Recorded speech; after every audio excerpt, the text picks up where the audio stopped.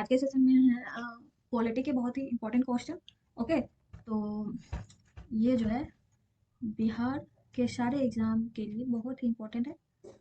Actually में सभी exam के लिए इंपॉर्टेंट है और एमसीक्यू। ओके, तो स्टार्ट करते हैं बिना टाइम वेस्ट किए हुए। ज़्यादा बात करना बेकार है, ठीक है। तो आई थिंक मेरे ख्याल से ब्लैक सही रहेगा। तो देखते हैं पहला नंबर क्वेश्चन से। ओके, आ जाओ, क्यों नहीं आ रहा है, कोई बात नहीं। हाँ, तो पहला है कि धन विधेयक के संबंध में निम्नलिखित में से मतलब कौन सा सही है कथन निम्न में से। तो धन विधेयक ये बहुत ही कंफ्यूजिंग क्वेश्चन होता है। मतलब हो सकता है कि धन विधेयक और साधारण विधेयक और एक मुद्रा विधेयक विधेयक जो है ये तीन तरीके का बिल होता है, ठीक है। तो चलिए देखते हैं इसका ऑप्शन क्या होता है। तो धन विधेयक जो है किसमें पेश किया जा रहा है, इसका पहला ऑप्शन है। देख लेते हैं उसके बाद जो है इसका कितने प्रकार के होते हैं उसका भी डिटेल्स से देखेंगे। ये क्या आ रहा है माइक्रोफोन। अच्छा हाँ, ये आप ऑप्शन देख लो। लोकसभा का अध्यक्ष यह निर्णय करता है कि विधेयक धन विधेयक है कि नहीं। राज्यसभा विधेयक को अस्वीकार कर सकती है या फिर उसमें संशोधन कर सकती है, इनके बारे में बताया गया है। और राष्ट्रपति की पूर्व सिफारिश के बिना जो है इसे लोकसभा में पेश किया जा सकता है। तो चलिए देखते हैं पहले बात तो सबसे इसका डिटेल्स। तो कौन कौन से बिल होते हैं। तो साधारण बिल होता है, मनी बिल, ये बिल है। ये जो है अनुच्छेद 110 में बताया गया है और साधारण बिल में जो है ये आर्टिकल नहीं दिया गया है। ओके, तो दूसरा देखते हैं और कौन सा है। तो ये है वित्तीय बिल, 117 अनुच्छेद में है, ठीक है, इसका जिक्र किया गया है। और संवैधानिक बिल होता है थ्री, ये छुप गया है, 8 डिजिट है, 3 368। ओके, ये अनुच्छेद, ये ध्यान रखना, ये अनुच्छेद कई बार क्वेश्चन में पूछ लिए जाते हैं। तो पहला देखते हैं तो साधारण बिल के बारे में। तो ये जो है, अरे एक ही बार क्यों आ गया, ऐसे कोई बात नहीं। तो ये राज्यसभा और लोकसभा किसी भी सदन के में जो है पेश किया जा सकता है, ठीक है। कोई ये इम्पोर्ट जरूरी नहीं है कि हाँ भाई राज्यसभा में जाएगा लोकसभा में नहीं जा सकता, या फिर पहले प्रायोरिटी किस में दिया जाएगा, तो ये जरूरी नहीं है। किसी भी सदन में ये पास किया जा सकता है, दिया जा सकता है। और दूसरा पॉइंट है कि राज्यसभा द्वारा जो है इसमें संशोधित किया जा सकता है। चाहे तो राज्यसभा संशोधन कर सकता है इस विधेयक में, बिल में, और या फिर अस्वीकार भी कर सकता है, उसकी मर्जी है। और हो सकता है तो ये 6 महीने की अवधि के लिए जो है हिरासत में रख सकता है। हिरासत का मतलब है दैट मीन्स कि वो, अगर जैसे कि उसको कन्फ्यूजन है उसके बारे में कि रखना है या नहीं रखना है, संशोधित करना है कि नहीं करना है, उसके लिए डिस्कशन करने के लिए टाइम चाहिए, हो सकता है। तो वो जो है 6 महीने के लिए वो रख सकता है अपने पास। उसके बाद हो सकता है कि संशोधन करके दे। ओके, और इसमें जो है संयुक्त बैठक एक और चीज, इसका जो है जिक्र जो है आर्टिकल 108 में दिया गया है, ठीक है। ये आर्टिकल पूछा पूछा जाता है ये 108 में। संयुक्त बैठक दरअसल सभी सभी में नहीं होता है, ठीक है। आगे देखते हैं, कोई दिक्कत नहीं है। ये तो हो गया पहला साधारण बिल। और इसमें एक पॉइंट छूट गया है, कोई नहीं, लिख लेते हैं। तो ये जो है राष्ट्रपति की पूर्व अनुमति से पेश किया जाता है। ओके, तो ये राष्ट्रपति की अनुमति से। तो दूसरा मनी बिल। मनी बिल के बारे में भी जान लेते हैं क्या है इसका संबंध जो है। वित्तीय मामलों मतलब आप काराधन समझ लो, सार्वजनिक व्यय जो होता है, भत्ते जो वगैरह होते हैं, तो उससे जो है रिलेटेड होता है, संबंध होता है। ये सिर्फ जो है मनी बिल के बारे में बहुत ही ये पूछा जाता है कि लोकसभा में पेश किया जाता है या फिर राज्यसभा में। तो ये सिर्फ और सिर्फ जो है लोकसभा में पेश किया जाता है। ओके, जहाँ पे मार्क कर रहे हैं हम वो वाला पॉइंट्स आप नोट कर सकते हैं। और ये जो है राज्यसभा में, अगर राज्यसभा की बात आए तो 14 दिन पहले जो है 14 दिन के लिए विधेयक को रद्द कर सकती है। सिर्फ रद्द कर सकती है या फिर सिफारिश के साथ। ये वाला जो है, ये पॉइंट्स जो है थर्ड पॉइंट्स, सिफारिश कर सकती है।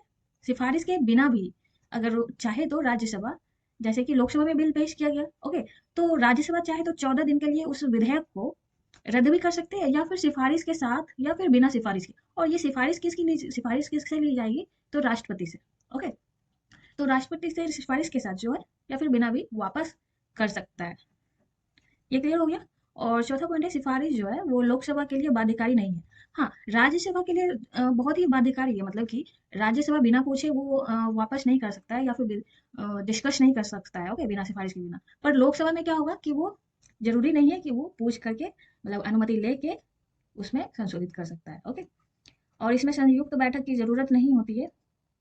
संयुक्त बैठक मतलब आपस में जो कमेटी होती है, आपस में सदन जो है मिलके बैठक जो होता है उसकी जरूरत नहीं होती।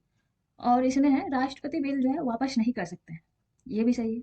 ये भी पॉइंट्स आप ध्यान रख सकते हैं। ओके, ये छठा पॉइंट है, मनी बिल के बारे में ज़्यादा पॉइंट्स याद रखना है। ओके। और वित्तीय बिल आर्टिकल 117 में बताया गया है। तो क्या बताया गया देखते हैं। जो राजकोषीय मामलों से संबंधित है, इसमें मनी बिल में क्या था कि वित्तीय बिल कार मतलब वित्तीय मामलों में मतलब काराधान सार्वजनिक व्यय, और इसमें क्या है राजकोषीय मामले से संबंधित है। ओके। और ये जो है आर्टिकल 110 में से जो है संबंधित है। इसमें जो है अन्य मामले जैसे कि कानून भी शामिल है, अन्य सामान्य कॉमन जो कानून है छोटे मोटे, तो वो भी शामिल है। ठीक है। इसमें राष्ट्रपति की अनुमति के बाद जो है, सिफारिश के बाद ही लोकसभा में पेश किया जाता है। इसमें सिफारिश की जरूरत होती है। ठीक है। क्लियर। और संवैधानिक बिल देख लेते हैं। तो ये आर्टिकल 368 दिख रहा होगा तो अच्छी बात है, अगर नहीं दिख रहा है तो आप सुन लीजिए। तो इसका पॉइंट्स है, ये केवल जो है संविधान प्रावधानों से संशोधित होता है, संविधान प्रावधान से संशोधन से संबंधित होता है। ओके। पहला पॉइंट। दूसरा पॉइंट है कि किसी भी सदन में पेश किया जा सकता है, ये भी कॉमन है। इसमें साधारण बिल और संवैधानिक बिल में एक चीज कॉमन है कि इसमें भी किसी भी सदन में पेश किया जाता था, और इसमें भी किसी भी सदन में पेश किया जाता है। ओके। और दूसरा कॉमन कुछ है क्या? नहीं। और दूसरा कॉमन नहीं और है, राष्ट्रपति की अनुमति की आवश्यकता नहीं होती है। हाँ, ये एक ऐसा विधेयक बिल है जो कि राष्ट्रपति की अनुमति नहीं होती है। ओके। संयुक्त बैठक इसमें भी नहीं है, इसमें भी कोई जरूरी नहीं है। संयुक्त बैठक के बारे में नहीं बताएगी इसमें। राष्ट्रपति जो है बिल को रोक सकता है या फिर वापस नहीं ले सकता है। ठीक है। नहीं ले सकता है, रोक भी नहीं सकता है, ना ही वापस ले सकता है। तो क्लियर हो गया होगा ये बिल के बारे में। चार है तो ये डिफरेंट बहुत ही कंफ्यूजिंग होता है। अगला क्वेश्चन देखते हैं। तो कौन सी योजना का मुख्य उद्देश्य जो है भारत की स्वतंत्रता के लिए संवैधानिक सभा और अंतरिम सरकार, ये क्वेश्चन का कहने का मतलब है जैसे कि संविधान निर्माण हुआ था, तो संविधान निर्माण के टाइम पे कौन सी योजना के कारण जो है अंतरिम सरकार की स्थापना की करी गई थी। ओके। तो देखते हैं कौन सा। जिसमें क्रिप्स मिशन, तो क्रिप्स मिशन है। दूसरा है कैबिनेट मिशन। तीसरा है बेबल योजना। अच्छा, और एक चीज, बेबल योजना को शिमला सम, शिमला समझौता भी बोला जाता है। ओके। शिमला शिमला समझौता इसलिए क्योंकि ये शिमला में किया गया था। ये जो योजना है शिमला समझौता शिमला में किया गया था, इसलिए इसको आप एक आंसर के तौर पे आप लिख सकते हैं, शिमला समझौता भी कहा जाता है। और चौथा है माउंटबेटन योजना। तो देखते हैं। तो क्रिप्स मिशन, इसका जो आंसर होगा ये कैबिनेट मिशन। क्यों? क्योंकि इसमें संवैधानिक सभा के अलावा अंतरिम सरकार भी दिया गया है। अगर सिर्फ संवैधानिक लिखा होता तो क्रिप्स मिशन भी हो सकता था। ठीक है। पर यहाँ अंतरिम सरकार है तो क्रिप्स मिशन, हालांकि सभी का मोटिव जो है, ये जो क्रिप्स मिशन है, वेबल योजना है, माउंट बैटन योजना है, ये जो चारों मिशन योजना है, तो चारों का मेन मोटिव जो है एक ही था कि संवैधानिक का निर्माण करना और भारतीय सरकार का निर्माण करना। ठीक है। तो ये क्रिप्स मिशन का जो है, पहले इसके लिए आया था क्रिप्स मिशन, तो क्रिप्स मिशन कहा गया था। और उसके बाद आया था, इसी को जब ये असफल रहा, क्रिप्स मिशन जब असफल रहा, तो इसी के बाद जो है कैबिनेट मिशन लाया गया था। नहीं, अच्छा, ये इसका डेट याद रख लीजिए, ये 646 है। ओके। और ये बेबल योजना क्या था? ये हुआ था 1945 में, जिसको कि आप शिमला समझौता भी बोल सकते हैं। दरअसल हुआ क्या था, बेबल वायसराय था वायसराय था और इसी के नाम पे ये योजना बनाया गया था। तो इस योजना के तहत जो है जिन्ना जिन्ना और गांधी और भी टोटल 21 मेंबर थे। ठीक है। ये मेंबर हो सकता है क्वेश्चन में पूछ लिया जाए।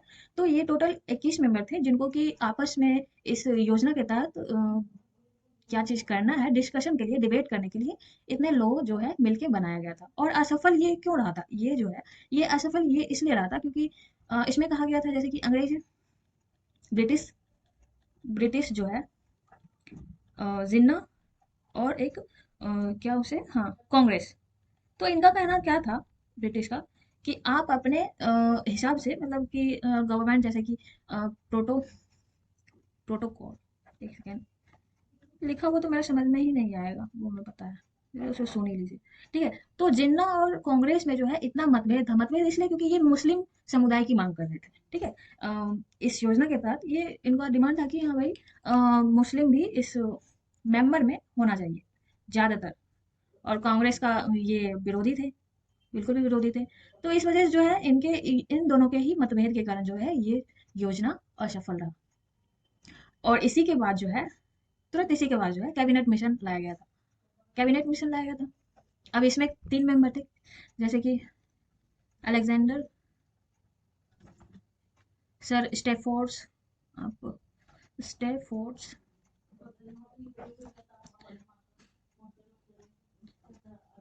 अलेक्जेंडर और एक कौन था? और एक कौन था भाई? ठीक है, याद आएगा तो कोई नहीं, बता देंगे। और क्या? और ये था माउंटबेटन योजना। इसमें क्या था? तो इसमें जो है, इसको और एक चीज कहा जाता है, बल्क बल्कनीकरण, बल्कनीकरण योजना। और ये बल्कनीकरण कौन बोला गया था? ये शब्द जो है, ये सब जो है जवाहरलाल नेहरू, जवाहरलाल नेहरू द्वारा दिया गया था। और इस योजना के तहत क्या कहा गया था? जवाहरलाल नेहरू, इस योजना के तहत क्या कहा था कि ये स्वतंत्रता दी गई थी कि आप चाहो तो मुस्लिम समुदाय में जा सकते हो या फिर हिंदू समुदाय में जा सकते हो। जैसे कि दो विभाजन था, पंजाब और बंगाल। ये दोनों जगह जो है, ये दोनों अपना, आप शब्द नहीं नहीं, शब्द नहीं, कल्चरल के हिसाब से इसको जो है अलग किया गया था। ठीक है, पंजाब का अलग, बंगाल का अलग, तो इस हिसाब से। और ये स्वतंत्रता दी गई थी कि आपको जिस हिसाब से किसी में भी जाना है, मुस्लिम समुदाय में जाना है या फिर हिंदू समुदाय में जाना है। ठीक है। और एक चीज, पाकिस्तान, पाकिस्तान भी आ गया था इस टाइम। तो ये जब बात कही गई थी, जब जवाहरलाल नेहरू के पास आई थी ये बात, तो वो तो साफ ही बोल दिए थे उसी टाइम की, नहीं, इससे जो क्या होगा कि एक तो देश अलग अलग डिवीजन होगा, डिवाइड होगा। अभी भी तो वही हो रहा है ना, अभी भी तो धर्म के नाम पे सब अलग ही है, धर्म के नाम पे, है ना। तो पहले और अभी में ज्यादा कोई फर्क नहीं है, पहले भी वही था और अभी भी वही हाल है। तो यही सुन के जो है जवाहरलाल नेहरू ने बोला था कि ये नहीं, ये देश का जो है बल्कनीकरण हो रहा है इस योजना के तहत जो है। तो ये 1947 में, इसी के बाद आपने देखा होगा कि स्वतंत्रता अधिनियम जो है 1947 लागू करा गया था। तो उसमें और भी बहुत चीजें, नई चीजें अपनाई गई थी। ओके, तो सब चीजें जो है एक दूसरे से रिलेटेड है, हिस्ट्री और पॉलिटी। आप बात ले लो, हिस्ट्री और पॉलिटी दोनों जो है एक दूसरे के पैरेलल ही चल रही थी। हिस्ट्री और पॉलिटी दोनों का आप डेट ध्यान दोगे तो दोनों में बहुत ही सिमिलरिटी, मतलब एक साइड पॉलिटी, संविधान का निर्माण वगैरह ये सब का बात चल रहा था, और एक टाइम एक साइड जो है हिस्ट्री वगैरह, स्वतंत्रता आज़ादी वगैरह ये सब की बात चल रही थी। तो चलिए आगे देखते हैं, आगे क्वेश्चन कौन सा है। भारतीय संविधान का भाग 4 से संबंधित है। ओके, तो देखते हैं ऑप्शन क्या है संविधान से, अच्छा ये भाग से ऑप्शन क्या क्या है। राजनीति निर्देशक तत्व, अच्छा सिद्धांत है ना, हाँ, मानवाधिकार, या फिर केंद्रीय न्यायपालिका, चौथा है संसद। तो इसका ऑप्शन तो यही हो जाएगा। 4 किससे है? तो नीति निर्देशक सिद्धांत से। ओके, अगला क्वेश्चन देखते हैं, इसमें ज्यादा क्या देखना है। और तो आप इसमें ये कह सकते हो, नीति निर्देशक सिद्धांत जो है, हाँ, भाग 4 में तो है ही। और भाग 4 में अनुच्छेद कितने से कितने तक आता है? तो अनुच्छेद 36 से 51, 36 से 51 तक जो है भाग 4 में आता है। ओके, और ये जो है, इसमें जो है, ये किसी भी अदालत द्वारा जो है करने योग्य नहीं है। क्यों? किसी भी अदालत द्वारा जो है अदालत द्वारा लागू नहीं किया जा सकता है। लेकिन ये देश के शासन में जो है मौलिक है। मतलब कि एक होता है ना सतत प्रक्रिया, सतत सतत मतलब कि आगे फ्यूचर के लिए जो प्लानिंग होती है, फ्यूचर प्लानिंग, तो उस प्रकार से। ओके, ये आयरलैंड से लिया गया है, आप इसको याद रख सकते हो। नीति, नीति कब हम बनाएंगे? तो जब आय रहेगी हमारे पास में, मतलब इनकम हमारे पास में, किसी भी प्रकार का इनकम रहेगा कहीं से आ रहा है, तभी तो हम किसी चीज की नीति बना पाएंगे। नहीं भाई, हमको ये करना है, इतने पैसे में ये करना है, और इतने पैसे जो है सेविंग करनी है, तो कब ये सोच सकते हैं? जब इनकम रहेगा, है ना। तो आगे देखते हैं कौन सा है आगे का क्वेश्चन। 73वां संविधान जो है संशोधन अधिनियम 1952 जो है क्या संदर्भित करता है? तो क्या संदर्भित करता है? ग्रामीण क्षेत्रों के बेरोजगार और कमजोर पुरुषों महिलाओं के लिए लाभकारी योजना पैदा करना। तो ये तो नहीं होगा, ये संदर्भित है क्या? नहीं है। फिर दूसरा देखते हैं, निकट, क्या है? निकृष्ट, हाँ, निकृष्ट कृषि के मौसम में, निकृष्ट कृषि के मौसम मतलब जो कि बहुत ही दयनीय स्थिति होती है, दयनीय स्थिति होती है ना, तो उस मौसम में जरूरतमंद, जैसे कि किसान लोग को जरूरत होती है दयनीय स्थिति में पानी की, बारिश की इंतजार के लिए, बारिश के मौसम में, और काम करने के लिए इच्छुक वयस्क के लिए रोजगार का निर्माण। क्या ये इस संशोधन में दिया गया है? नहीं, बिल्कुल भी नहीं दिया गया है। और तीसरा पॉइंट देखते हैं कौन सा।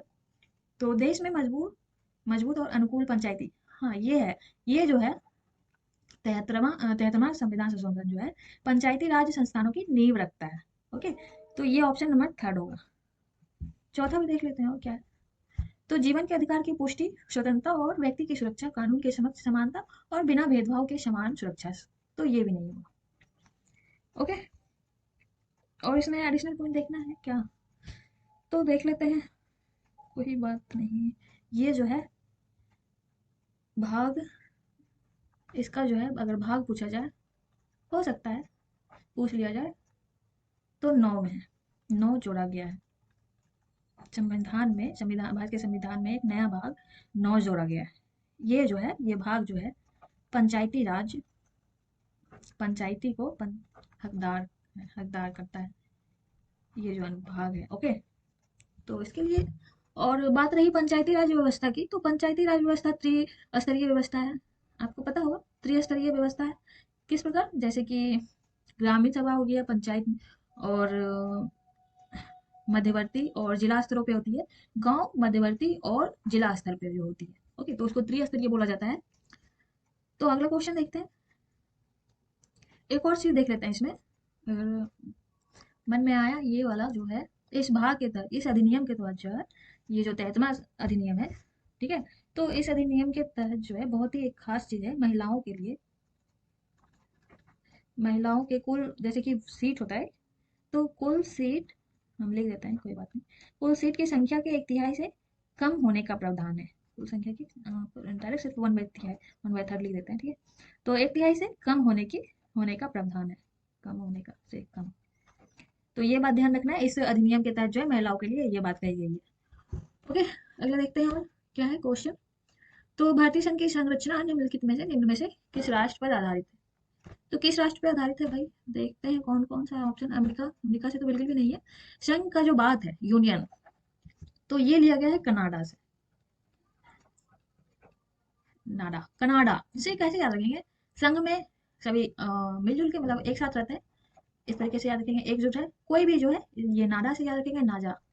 नाजा इसलिए क्योंकि इसमें कोई भी व्यक्ति मत जाओ यार, मत जाओ, नाजा। ओके, तो इजी है, आप याद रख सकते हैं। तो तीसरा पॉइंट है, तीसरा है ऑप्शन में जापान, चौथा है ब्रिटेन। तो क्या हम यहीं पे और भी अमेरिका से क्या क्या लिया गया है वो भी बता सकते हैं? चलिए बता देते हैं, पर थोड़ी सी लंबी हो जाएगी वीडियो, कोई बात नहीं। अमेरिका से जो है लिखित संविधान लिखा गया है, ये तो सभी को पता होगा, लिखित संविधान। उपराष्ट्रपति का पद जो है लिया गया है, मतलब जो भी बहुत ज्यादा बड़े बड़े हैं, उपराष्ट्रपति, स्वतंत्रता प्रस्तावना, आई थिंक बहुत ज्यादा बड़ा हो जाएगा इतना समटाइम बोलेंगे तो, ठीक है, जल्दी लिख लेते हैं। प्रस्तावना और राज्यों का प्रावधान जो है अमेरिका से लिया गया है। जापान से क्या लिया गया है, जापान से एक ही चीज लिया गया है, ऐसा याद रखो, सिर्फ इससे विधि द्वारा स्थापित। विधि द्वारा स्थापित का मतलब ये हुआ कि कोई भी चीज अगर रूल रेगुलेशन अगर लागू होगा किसी भी जगह या फिर किसी भी व्यक्ति, एक पर्सन पे, या फिर कोई जगह या फिर एक पर्सन, किसी भी चीज के लिए आप मान सकते हो, तो वो जो रूल और रेगुलेशन है वो पूरे का पूरे जो है विधि द्वारा ही स्थापित किया जाएगा, ठीक है, पूरा का पूरा विधि द्वारा ही। इसको याद कैसे रखेंगे, पान खाते हैं हम लोग, कोई कोई ज्यादा, कुछ लोग ज्यादा खाते हैं, कुछ लोग खाते हैं, कुछ लोग नहीं खाते। तो अरे यार, उसमें जो पान मसाला है, उसमें जो वैरायटी जो है जो कि देना चाहिए, वो बहुत ही अच्छे तरीके से विधि से दिया करो, नहीं तो वो जो है टेस्टी नहीं लगेगा। ओके, तो ये भी इजी है। ब्रिटेन से थोड़ा बहुत भी देख लेते हैं, कानून, कानून का नियम लिया गया है, कैबिनेट, कैबिनेट प्रणाली ली गई है, कैबिनेट प्रणाली, सीएजी, कैग जो है, कैग का आर्टिकल नंबर कितना है, तो अनुच्छेद जो है 148 में है। ओके, और ब्रिटेन से एकल नागरिकता है, इसका तो हमने एक सेपरेट बनाया, सेपरेट वीडियो बनाया है, आर्टिकल, ये ये किस देश से क्या क्या चीज बोरो किया गया है, इसका हमने सेपरेट वीडियो बनाया है, ठीक है, उसमें आप देख सकते हैं। तो सेंटेंस के हिसाब से बहुत ही इजी रहता है याद करना। कानून बनाने की प्रक्रिया थोड़ा बहुत है, थोड़ा बहुत है। ओके, तो देखते हैं अगला क्वेश्चन क्या है। भारतीय संविधान में मौलिक कर्तव्यों को शामिल किया गया, तो मौलिक कर्तव्य जो है संविधान में शामिल किया गया, पहले दरअसल कितना था, पहले 10 था, तो 11 मौलिक कर्तव्य हो गया, ठीक है। तो किसमें जोड़ा गया देखते हैं, ऑप्शन नंबर 56, 56वां संशोधन या फिर 42वां संशोधन या फिर 25वां तो बिल्कुल भी नहीं, और 14वां तो ये भी नहीं होगा। तो कौन होगा? तो 42वां संशोधन। ठीक है, ये तो ये बहुत ही कॉमन क्वेश्चन है, ये सभी को पता होगा। तो कौन सा क्या क्या चीज इसमें जोड़ा गया था? तो प्रस्तावना 42वें संशोधन में समाजवादी, अभी तो इस सब का हनन हो रहा है, ऐसा खासकर लोकतंत्र का तो हनन ही हो रहा है अभी के टाइम पे इंडिया में। धर्मनिरपेक्ष, धर्मनिरपेक्ष और अखंडता। ओके, ये चीज एडिशनल है, शामिल करी गई थी, तीन चीजें। तो और देख लेते हैं 56वां में क्या है। 56वां संशोधन जो है 1987 में, ये भी ध्यान रखना, इसका डेट हो सकता है सिर्फ यही आए। तो ये इसमें बताया गया है कि गोवा को एक विधानसभा के साथ जो है पूर्ण राज्य बनाया गया। इसमें गोवा के बारे में बताया गया। ठीक है, गोवा के विधानसभा को पूर्ण राज्य विधानसभा बनाया गया। 14 में क्या है? तो 14 1962, 1962, 1962 में है। इसमें बताया गया है कि पांडिचेरी, कराईकल और माहीगरम जैसे जो है पूर्व फ्रांसीसी क्षेत्र के बारे में इसमें जिक्र किया गया है। ओके, ठीक है, तो अगला क्वेश्चन देखते हैं। भारतीय संविधान के अनुसार निम्न में से किसे अवशिष्ट शक्तियां कहते हैं? ये शक्तियां दी गई है, ये पूछा गया। तो अवशिष्ट शक्तियां क्या होती है? तो एक तो जैसे कि सेंट्रल होता है, केंद्र और राज्य में डिवाइड होता है, जो एक पापा नहीं आया अभी तक। हाँ, तो हमने बता रहा था, क्या बता रहे थे? अवशिष्ट शक्तियां ना। तो अवशिष्ट शक्तियां, इसके उसका ऑप्शन देख लेते हैं। केंद्र, दूसरा एक कहाँ चला गया, केंद्र, राज्य और केंद्र, और ये स्थानीय निकाय, राज्य, एक मिनट, तो ये होगा केंद्र। अवशिष्ट शक्ति जो है, जो कि ना कि राज्य में आता है, ना कि केंद्र में होता है, स्पेशल जो है, सबका विषय जो है राज्य और केंद्र का अलग अलग है। तो राज्य और केंद्र में अगर ना आए, उसमें अगर जिक्र करना हो कि इसमें किस में डालना चाहिए, तो वो सेंट्रल में जाता है, केंद्र में जाता है, तो उसे ही अवशिष्ट शक्तियां कहते हैं। ओके, तो चलिए देखते हैं अगला क्वेश्चन क्या है। भारतीय संविधान किस अनुच्छेद में वित्त आयोग की स्थापना की प्रावधान है? तो ये भी इजी है, तो आर्टिकल देख लेते हैं, थोड़ा बहुत क्लियर कर देंगे जो कि नहीं आएगा तो। ओके, एक सेकेंड, तो ये आर्टिकल नंबर 280 है। 270 में क्या कहा गया है? ये भी बात है कि 270 में क्या कहा गया है। 270 में जिक्र है, बहुत ही इंपॉर्टेंट, इसलिए इसके तहत जो है सेंट्रल, केंद्र जो है, केंद्र और राज्य के बीच जो सभी केंद्रीय टैक्सेस होते हैं, टैक्स, इन टैक्स जो है, टैक्स के बारे में साझा करना, टैक्स को साझा करने के बाद बात कही गई है 270 में, अनुच्छेद 270 में।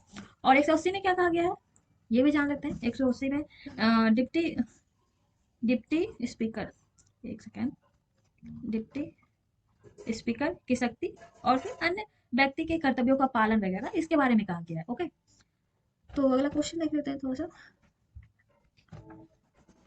हमारी प्रस्तावना में निम्न निम्न में से किस शब्द का अर्थ है ऐसा व्यवहार करना जैसे कि हम जो है एक ही परिवार के सदस्य हैं? तो किस में कहा गया है? तो वो शब्द क्या है जो कि हम सब जो है, मतलब हमारा व्यवहार जो है एक ही परिवार परिवार के सदस्य सदस्य की तरह है। तो न्याय, लोकतंत्र नहीं, लोकतंत्र लोगों का तंत्र, समानता, तो इसमें कंफ्यूजन हो सकता है ना, बिल्कुल हो सकता है। समानता और बंधुत्व में कंफ्यूजन बहुत हो सकता है। तो इसका आंसर होगा बंधुत्व। बंधुत्व मतलब भाईचारा। ठीक है, भाईचारा का भावना है।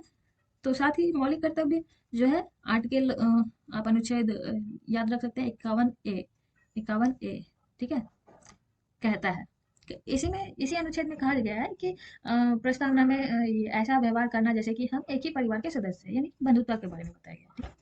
तो अगला क्वेश्चन देख लेते हैं और क्या है। लोकतंत्र की आवश्यक विशेषता यह है कि डैश को प्रमुखता देता है। तो किसको प्रमुखता देता है? नागरिक संगठन, न्यायतंत्र, या फिर कार्यकारी अधिकारियों। तो किसको प्रमुखता देता है? तो ये भी कंफ्यूजिंग ऑप्शन है। तो इसका ऑप्शन क्या हो सकता है? नागरिक को प्रमुखता देता है, मतलब प्रायोरिटी देता है। तो किसको देता है? या फिर नागरिक संगठन को देता है, या फिर न्यायतंत्र को देता है, या फिर किसको देता है? ये कार्यकारी अधिकारियों को। ओके, तो ये देता है नागरिक को। नागरिक को क्यों? नागरिक तो ये संगठन, तो ये तो ग्रुप हो गया ना, और न्यायतंत्र तो ये तो रूल हो गया, और कार्यकारी अधिकारी ये तो अलग ही बात है। तो ये जो है वैल्यू देता है मैं नागरिक को, सिटीजन। Okay, citizen. तो आगे का क्वेश्चन और भी है यार, बहुत ज्यादा क्वेश्चन है। तो विषय के बारे में देख लेते हैं।